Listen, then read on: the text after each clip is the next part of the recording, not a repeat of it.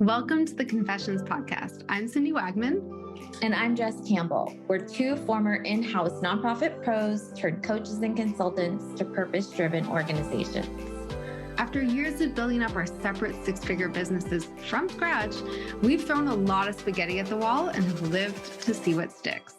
We're on a mission to help other nonprofit coaches and consultants looking to start or scale their own businesses past the six-figure mark by pulling back the curtain.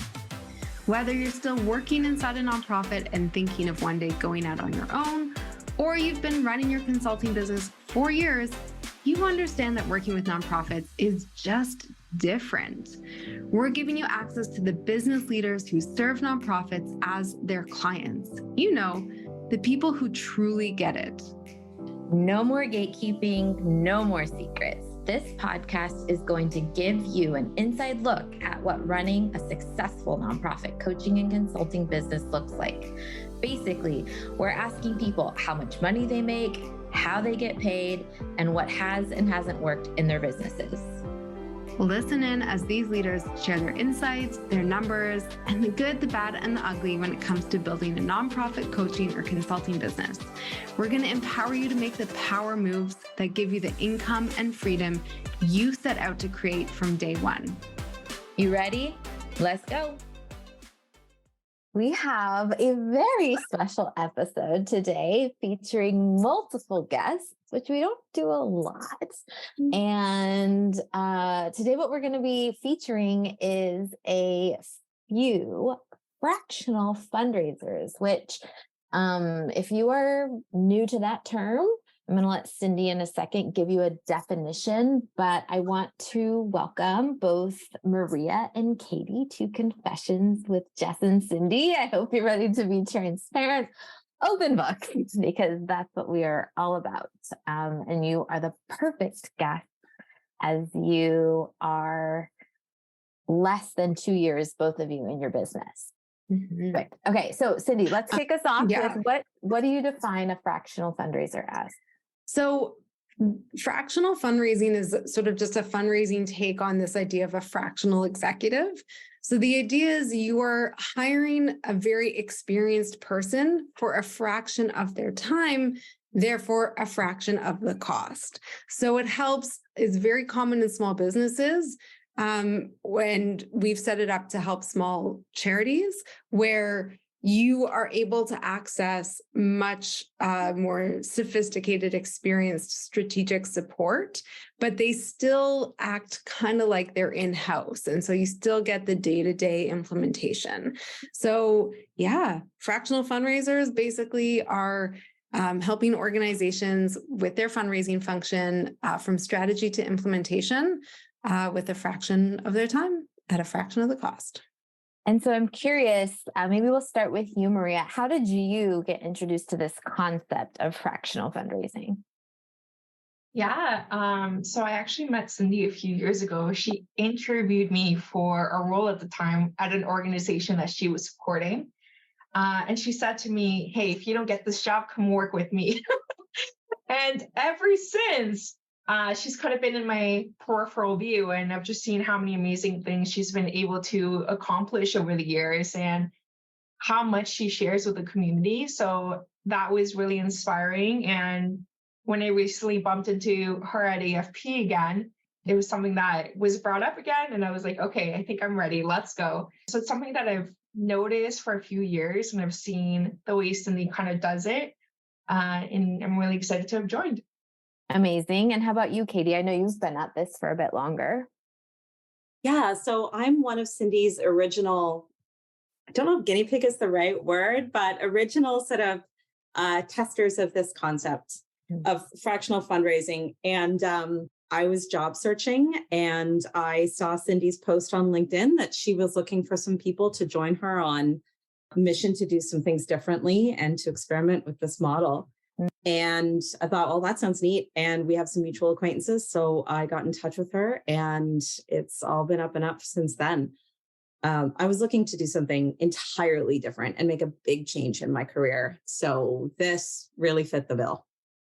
Okay, amazing. I mean, as I'm thinking back to when I even started as a fundraiser, I guess what technically I was doing was fractional fundraising. I think the key difference, and something that Cindy really coaches people on, is to not do what I did, which is charge $40 an hour. 40. Yes. I basically chopped up my previous salary. I didn't add in benefits. I didn't add in paid time off. And so here I was working 11 o'clock at night. I had a new baby at home. I was like, yeah, I'm living that entrepreneurial dream, not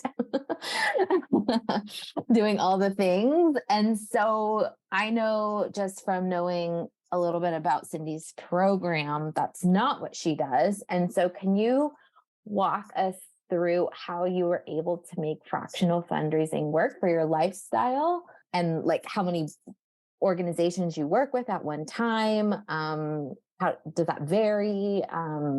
Give us an inside look as to like what that really looks like in practice.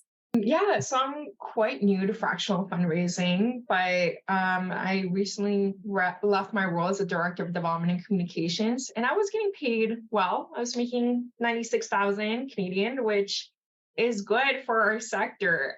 But now that I've been able to more than make up my revenue and then some through fractional fundraising without any of the additional like stress about internal politics and all the little things you're talking about, like going on vacation. Oh, is my vacation going to be approved? All these like stressors that are coming outside of the actual fundraising, the constant burnout that people put you through. So yeah, right now I've started 2 months ago and I'm already more than made up my income, which is great. And I've already started expanding my team because 3 clients is around a full-time job. Right now I have 5. So it's me and a person supporting me with some grant writing. And I'm also going to be bringing someone on to help me with some of the other implementation stuff. That's exciting. We're going to get into all that in a sec. But Katy, let's talk to you. You said that you were currently not working. You saw this opportunity. It was like, oh my gosh, this is the right fit. But I'm guessing Cindy didn't tell you to charge $40 an hour. Otherwise, you would have gone and kept looking for a job. Correct. She did not tell me that I would be charging $40 an hour. So I was working for a larger organization and I was making $74,000 a year. I'd taken a bit of a pay cut to go to that organization because I really believed in the mission and what I was going to be learning while I was there. 74 is nothing to sneeze at. That is good money. I had benefits. Commute was great. I was, things were good. But with this model, the way that we do it within the network is we charge a flat monthly retainer. We can decide whether or not we want to assign specific hours against that and say, okay, this amount of money equals this amount of hours per month. I personally don't, because I find that fluidity is where I find joy and where I am my most productive.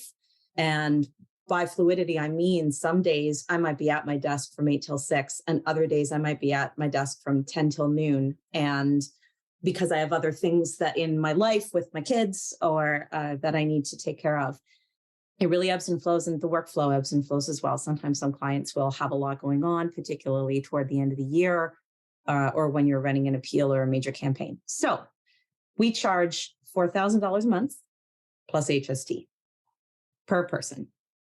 So that is where I start when I'm having a conversation with the new client. This is what you get. This is what I charge. And you get, yes, you could kind of say that it boils down to a third of my time every month, but really it's going to ebb and flow depending on where we are in their calendar and what the work demands. Okay, just before Maria, I ask you the same question. I'm kind of curious, like, what makes up that third of your time? Are you coming in and you're like a one-stop shop for these organizations? Or are you like, no, I'm pretty much the grant writer? Like, does that vary client to client? Or like, just what does that work worth $4,000 a month actually look like? It varies by client. The first thing that I do with my peeps is write that fundraising plan. And that usually takes the first 2 to 3 months. And I tell them, while I'm writing this plan, the only thing that I'm doing is writing your plan. Because while I'm writing your plan, these are the things that I'm doing. I'm talking to your donors, I'm meeting with your board and with your staff. I'm creating a deep understanding of your programs and what you do and who it works for and why. And then out of that, I am creating a strategy that we will work on together to co-create something that will deliver the results that you're looking for over the remaining 9 months of the contract. So I work on year contracts at a time or 18-month contracts at a time. So that first 2 and 3 months is that. There might be some stewardship stuff for the odd grant in that period of time, but that first 2 to 3 months is really about writing that strategy. And then the implementation for the following 9 is whatever is set forward in that strategy. I have one client right now who's exploring corporate engagement and corporate volunteering, which is wicked. I have another one that is mostly grants based. And my third client is primarily appeals and major gifts. So there's a little bit of everything with everybody, and which suits me because I like things to be fluid. Super helpful. That's really descriptive. Okay, Maria, question back to you, what was the question? What do you do? Yeah. How do you spend your time filling in what the client is paying you? Yeah, I think you don't really understand how much of your time is spent in internal meetings and internal politics when you're at an organization. So now imagine all that time was freed up and you could actually spend it on fundraising. It just makes your job so much easier. Similarly to Katy, what I do is I go in, I do a really in-depth environmental scan to make sure that I deeply understand the capacity of the organization, the values, what they've done in the past, where they want to go, and create a fundraising plan around that, and then focus on the implementation of that as well. So currently I'm doing a full fundraising plan for most of my clients, but I'm also partnering with 2 consultants in the States who are asking me to support them with grant writing, because that's a really big piece right now. So it could be a little bit of everything. That's the beauty of the Fractional Fundraising Academy, is that you're a generalist who is getting to really support an organization. I'm going to start with Katy because she's been doing this longer. So Maria, you might not be able to answer this quite yet. What has changed for you in your life as a result of doing this, of being your own boss and making the money you make and having the control you have? What has that done for you personally? Well, one of those things literally just walked in my door. We're recording this at around 3:50. It's about 3:15 on a Wednesday. And my 6th grade son just came home from school by his own self. He's fixing himself a snack, and we're going to get homework underway in a minute. So I think part of what Maria spoke to earlier really resonates for me. Like, imagine if you didn't have to spend time in all of those meetings that could have been an email or like not happen at all. Imagine if that got freed up, and imagine if all of the like nonsense back and forth office politics stuff just like became a lot smaller. It doesn't go away completely, but imagine if it just became a lot smaller in the course of your day. And if you could actually use all of the time that you have during your working hours, what would you be able to accomplish? And for me, ever since I became a parent almost 12 years ago now, like, I wanted to be home after school because I want my kids to have the experience of being independent and walking home from school. I want to be able to walk the dog during the day. I want to be able to call my widowed mother and see how she's doing during the course of the day.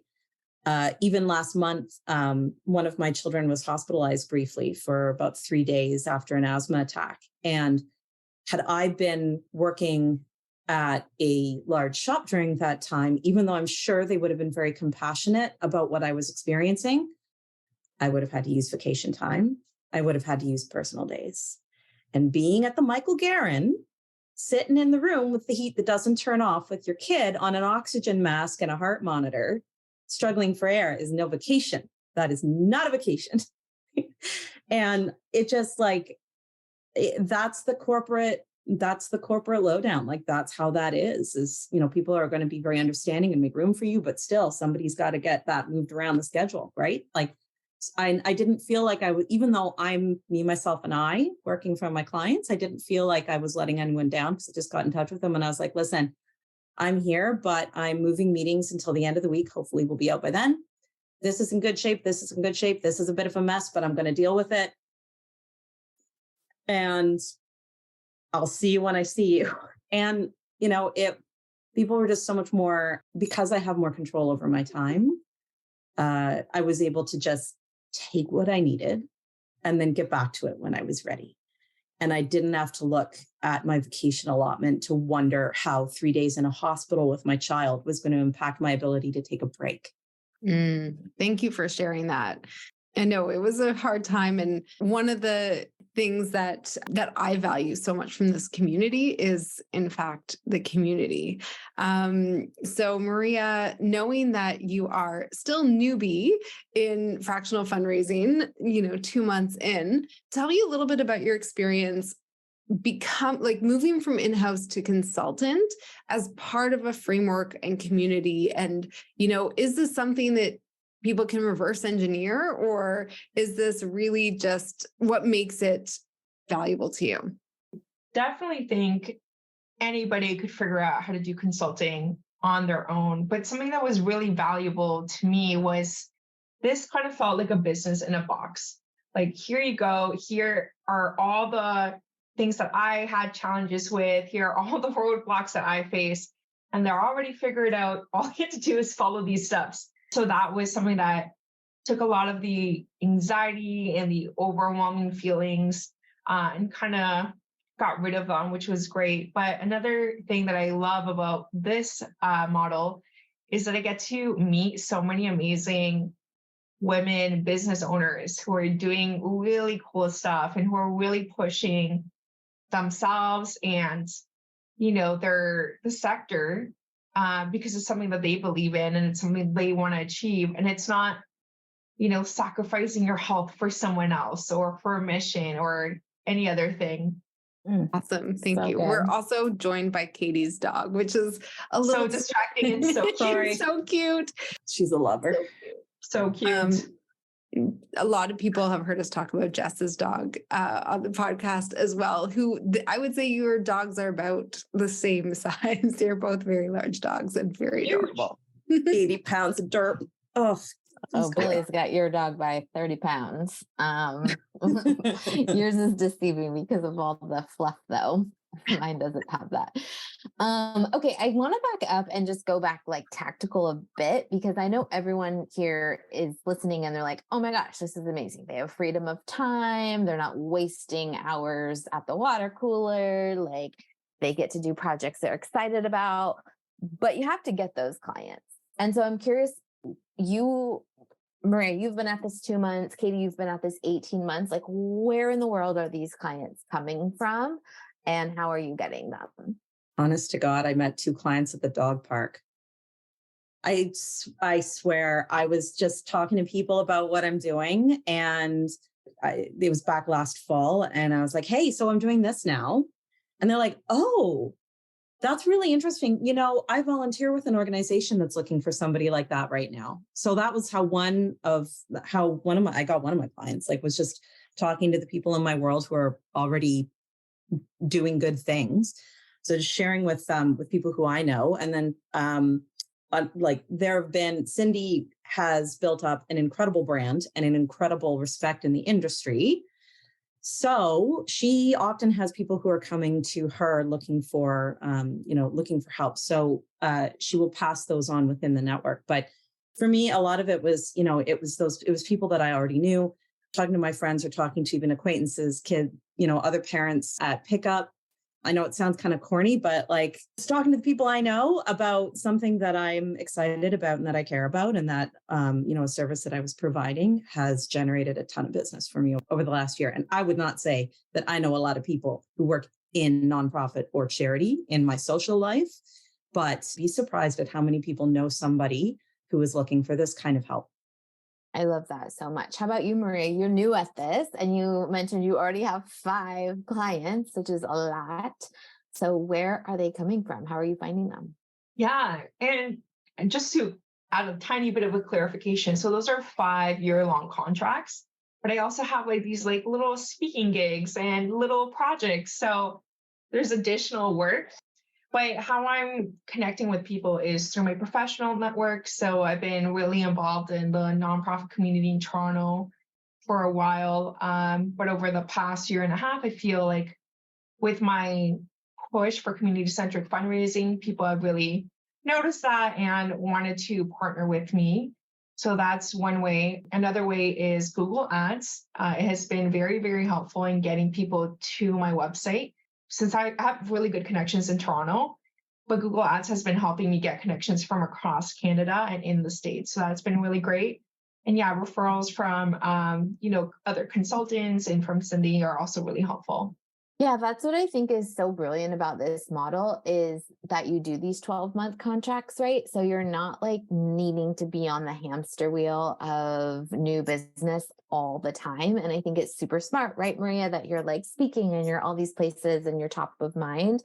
But even what you were saying, Katy, about being at the dog park, like when you say fractional fundraiser, people understand what the word fractional means. And it's just really easy to place, right? Like, oh, I know a nonprofit that needs a fundraiser, but maybe they can't afford a full-time one. So like, this is like such a nice shoe-in, right? And so it allows people's brains to focus really easily and like place you, as a solution, as a helpful thing. So I think that that's so super smart. I want to maybe talk just like confessions and maybe like what is something that has been unexpected or maybe challenging or something you were like, oh, I didn't know it was going to be like this, but here we are.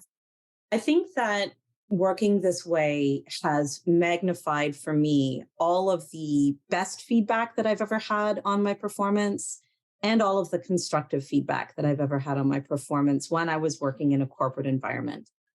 So I did not expect to find myself revisiting my old journals or old memories or old plans for myself that I had made to tackle certain sort of really practical aspects of the work. And so I was not expecting to have that magnified as strongly as it has in the last year and a half. And what that's afforded me is just this incredible, like I work best under pressure, and that pressure to deliver, I think I've done some of my best work over the last year and a half. And I think that I've done things that I would never imagine myself doing, things that weren't on my resume before that I have figured out, learned how to do, did a dang good job doing it.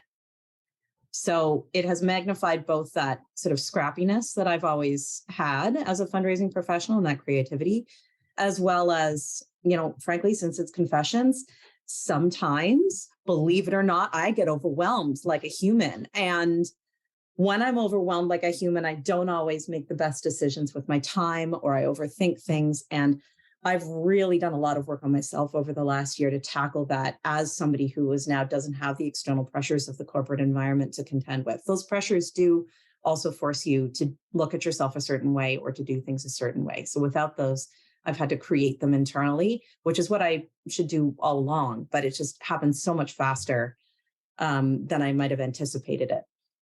Thank you. Maria, how about you? For me, I think one of the biggest surprises is, and this is going to be so naive, I'm so sorry, but it's basically how much time it actually takes to run your own business. I thought I was going to be only fundraising and that's it, basically. But doing all the accounting of it myself has been quite a learning curve. And the prospecting and the marketing and all these things, all things that you have the skills to do as a fundraising generalist. So it's great. But the budgeting, I don't know if people listening, you are as bad with numbers, even though you're a fundraiser as I am, but you just have to figure out all those specific like personal taxes and the GST and HST and billing people the taxes from where they're living, not where you're living. So that surprised me a bit, but it's a learning curve. It's still new to me. I'm right there with you, Maria. We just recorded. We just recorded with Cindy's bookkeeper, and well, you'll hear all about it. 2 more episodes. down the road from this one airing, we have my bookkeeper on, Jane, and you're talking budgeting and all of that. So Oh my God, it's so very needed. common. You are not alone. See, I'm was with like- my people now, Cindy. My people. Yeah. I was like, at what time do I like reach out to an accountant? But I can't. I need to figure this out because I need to understand the numbers. That's so critical, right? You're gonna listen to Jane, and some of the updated content I think also is there because Maria joined right before we updated.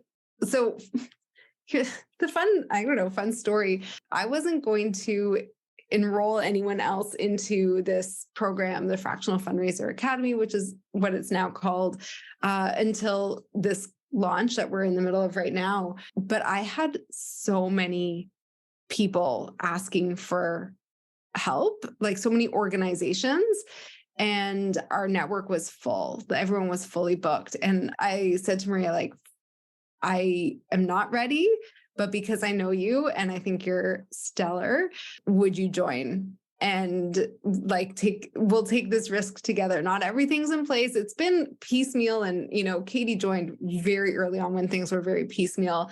But Maria kind of came right at the cusp of us growing and formalizing a lot of what we do. And I was like, do you trust me? And she agreed, but we just had so many organizations who were looking for help that I felt so bad turning them down.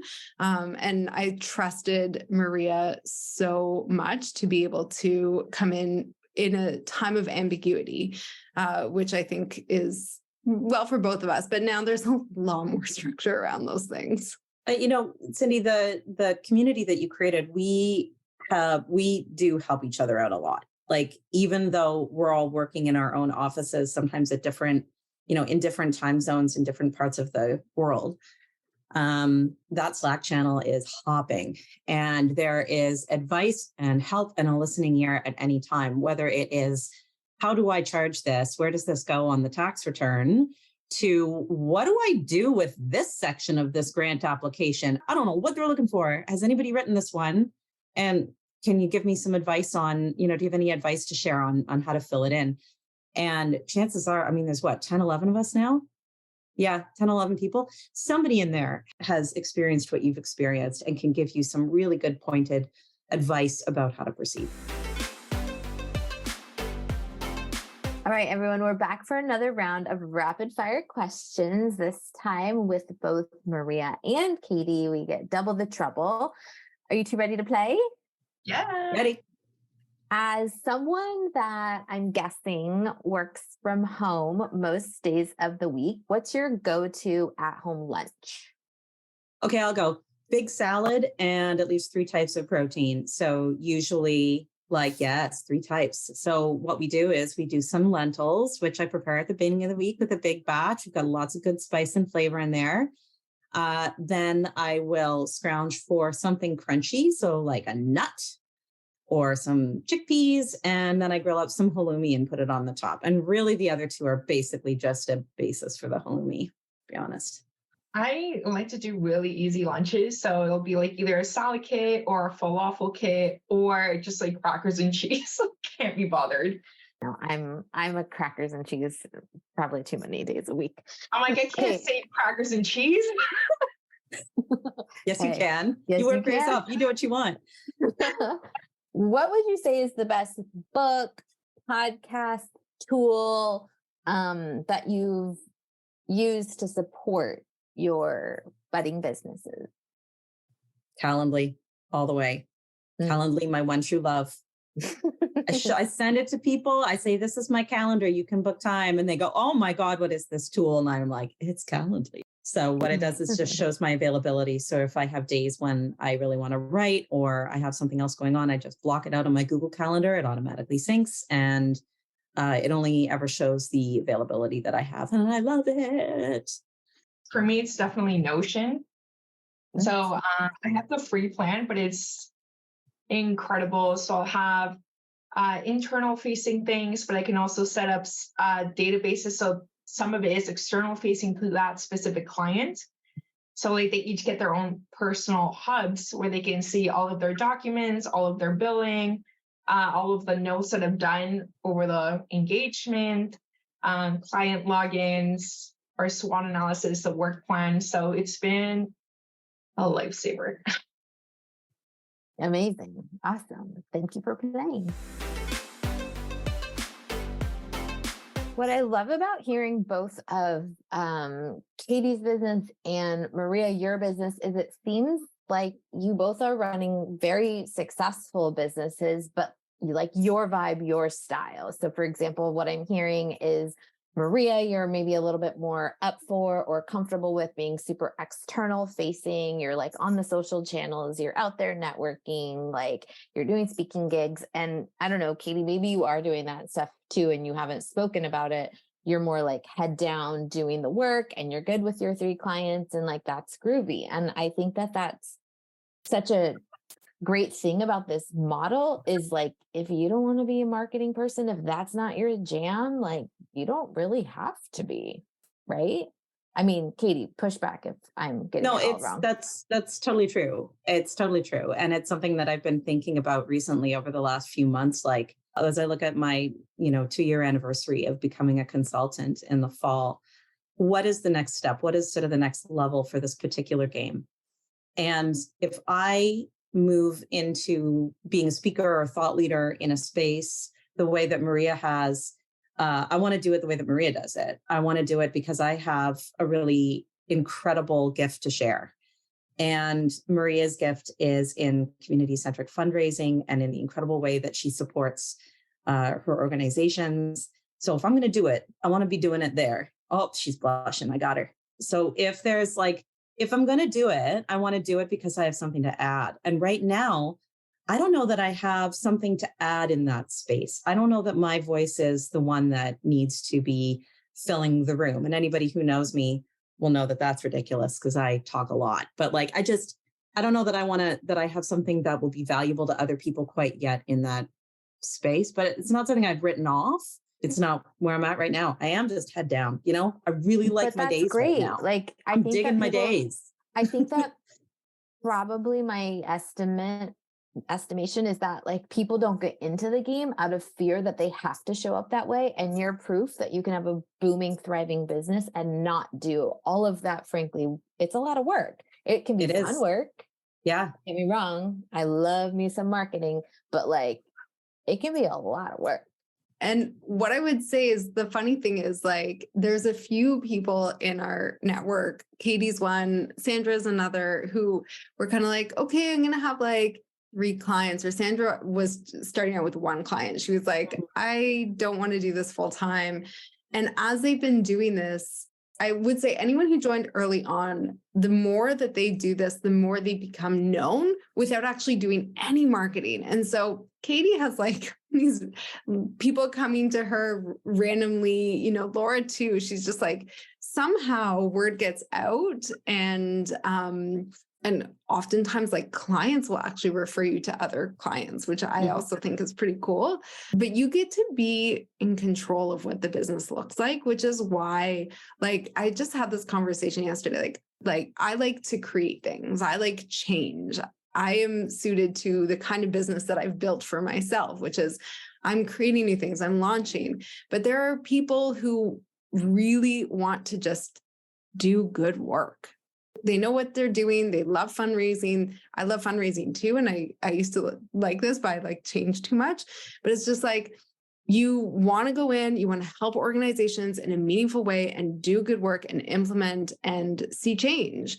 And, you get to do that, or you get to say, I want to do that. But, Sarah, oh my goodness, I always mispronounce her last name, Hushley, is in our network too, or Betty, who are both kind of like, they've been consulting a little bit longer. And so they have 1 or 2 clients as a fractional model, but then they're working on growing other parts of their business. So there's such a broad range that I get a lot of joy seeing, because I think that it helps people where they are. And it helps, as you said, Jess, like with their personality, help them achieve their goals.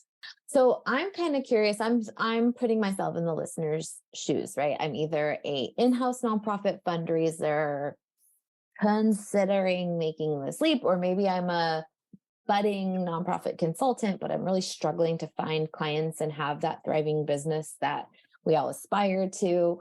Or maybe I'm a fundraising consultant that's been at it a while, but like needs to change the model. Like, what do you say to them about this program that you've been through, guided by Cindy, or like doing fractional fundraising? Like, what do you say to them? I think I would say different things to each one of those. For the in-house fundraiser, it is very likely that you will consider leaving your job in the next 2 years. Like more than 50% of you have already thought about it. So, why not try this out? This kind of thing where fundraisers will leave their organization within 12 to 18 months every single time, looking for greener pastures. And, there's a lot of issues in our sector, like unrealistic fundraising goals, get Sam Smith to do a free concert for us, to, there's no budget for professional development, to inept or megalomaniac EDs or board members. So I don't know if there's many organizations that can offer those greener pastures. I certainly haven't been part of them. So this is something that to me just made a lot of sense for my own mental and physical health, and still allowed me to do something that I love to do. Like I love to support organizations that are doing good work and people that need help. So that's what I would say to an in-house fundraiser. And to someone who is struggling to get clients or anything like that, contact Cindy. She has a long list of people who are looking for support. Set up your Google ads, set up some social media stuff, really at least let people know on your own personal LinkedIn that you're looking for 1 or 2 more clients. Because as Katy was saying earlier, like you never know who's connected to what organization. So if someone's a board member, or, oh, hey, my cousin is the ED of this organization. So just putting it out in the world can make a big difference. Yeah. Somebody said to me many years ago that networking doesn't need to be in a large group of people. It can be 1 or 2 good conversations, and you can do it on your terms. And I always keep that in mind during times of transition. Like, I don't need everybody. I just need 1 or 2 people. So have 1 or 2 conversations, reach out to one of us. We'll talk to you. I'll talk to you. I'll talk to anybody. I'm a maritime where I'll do whatever I want. Have a conversation with somebody who is already doing this work. If you're at AFP and you attend a session that you really enjoy, just, and you feel like there's a connection with the speaker, just have one conversation. You don't need to press the flash with everybody in the frickin' room. You just need one person or 2 people to talk to kind of get that going, particularly if it intimidates you to put yourself out there, or you feel like there's enormous risk because, my goodness, what if I fail? Everybody's got a rent to pay. Everybody's got a grocery bill that's extraordinary, and most people have other things going on in their lives that they need to deal with. So the risk of not doing it, and if you're considering doing it, I think the risk that you're not doing it is greater than the risk of actually taking the leap. Because when you work for a large shop, all those risks Maria outlined, those can come into play, or something else can happen. Working for yourself, that degree of control and agency over your work, over your day, over what you produce, and over the change you make is that much greater and that much more fulfilling. Oh my goodness. I personally can't thank either of you enough for sharing your stories and your experiences with me, with our listeners. Thank you so much. And really, to all of our listeners, if you are somewhat interested in learning more about fractional fundraising, maybe it's right for you or someone you know, go check out thegoodpartnership.com. In particular, I would hit up the podcast page, thegoodpartnership.com/pod, where we have a private podcast, because we love podcasting, where we dive into all the details. You're going to hear from Maria on her own episode, from Katy on her own episode, where we deep dive into their experiences and many others. And we go into all the details of this program. So thegoodpartnership.com/pod. And again, Maria and Katy, thank you so much for being part of this. And congratulations. I'm so pumped. You all have such thriving businesses. It's amazing. Thank you again for listening to the Confessions podcast for nonprofit coaches and consultants. If you enjoyed today's episode, which I sure hope you did, you can show your support in one of 3 ways. Number 1, post a screenshot of this episode to your Instagram stories or LinkedIn profile and tag Cindy and I so we can repost you.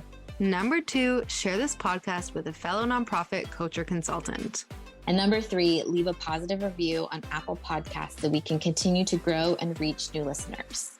And of course, make sure you subscribe so you can get the latest and greatest interviews as they drop every Thursday. And to our fellow nonprofit coaching and consulting friends, remember, we're an open book and here to answer your burning biz questions. See you next time.